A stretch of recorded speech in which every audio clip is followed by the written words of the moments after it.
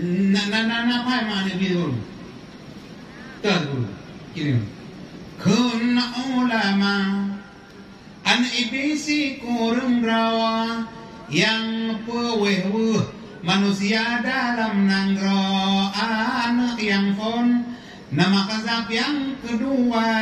nan walehan kemayang keleza lambura anak yang put anak warun anak limang nan wasanan kenam kabarun bambu kenang anak tujuh nan dasimon anak lapan nan matunon kesikurung abiadunan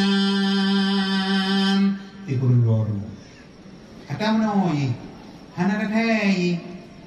bada duduk dulu itu ada mo ya pan hana bawa nyonya kapore pekalan bawa apa yang nak deh pan ilo mak kedai ini kedai kau belum kumit hai pan ni lah bawa nyonya kapopu awalnya ini lah nyamo mubahnya mo dah ikan mangan buyur mandu buyur ada kana kalau ni na Iko orang mati, apa ni le? Hai lo mak kedai dudung, kedai kok dorong.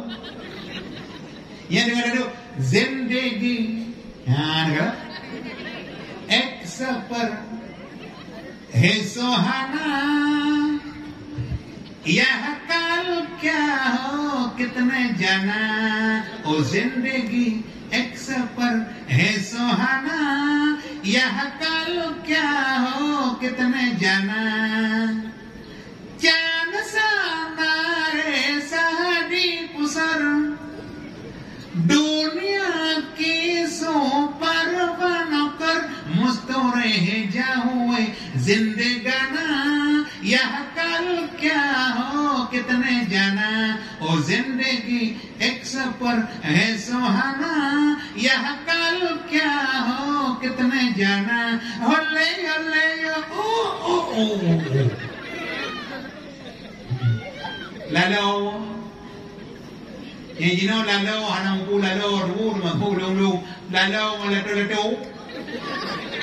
oh lalau dengan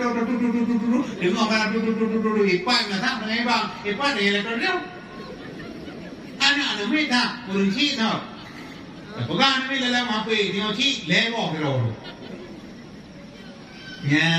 yang mana baca salah kau membagi lalau yang silakan kalau tapi biar sampai apa